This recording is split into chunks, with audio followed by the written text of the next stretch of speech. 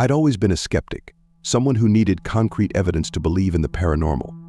Ghost stories and haunted houses were just that, stories. But that was before I encountered the house on Maple Street.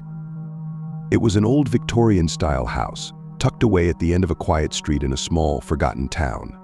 The house had been on the market for years, its paint peeling, windows boarded up. Locals avoided it, claiming it was cursed, but I saw potential, a perfect fixer-upper for a good price. The stories about its haunted history. Nonsense, I thought. Just the kind of rumors that surround any abandoned place. I bought the house, planning to restore it. The first day I stepped inside, the air was heavy with dust and disuse. The floors creaked under my weight, and the walls were lined with faded wallpaper that had once been beautiful. The silence was thick, almost oppressive, but I chalked it up to the atmosphere of an old, neglected home. I spent the first week clearing out debris, pulling down old drapes, and scrubbing away decades of grime.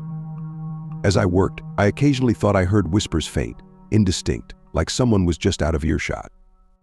But when I stopped to listen, there was nothing but silence. It was probably just the wind, I told myself, or my imagination playing tricks.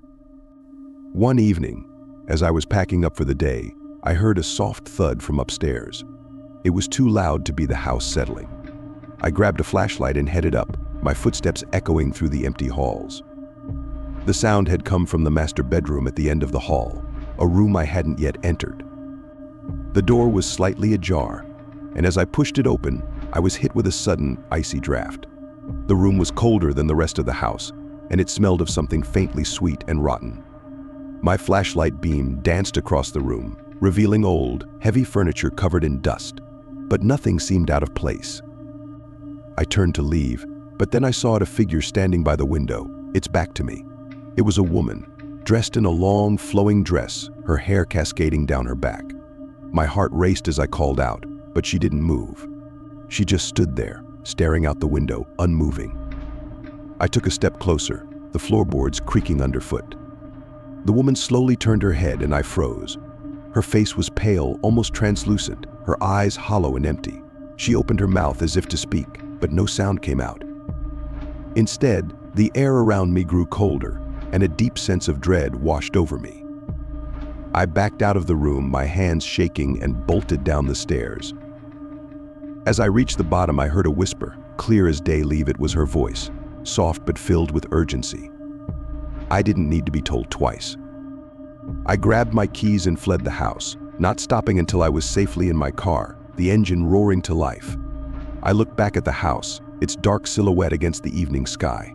The figure was gone, but I could still feel her presence, watching me. I never went back to that house. I sold it as quickly as I could to someone who didn't believe in ghosts or curses. I never told them what I saw. Who would believe me? But I learned something that night. Not all stories are just stories. Some places hold on to their past, and some spirits never leave. And sometimes it's best to heed the warnings, even if they come as a whisper in the dark.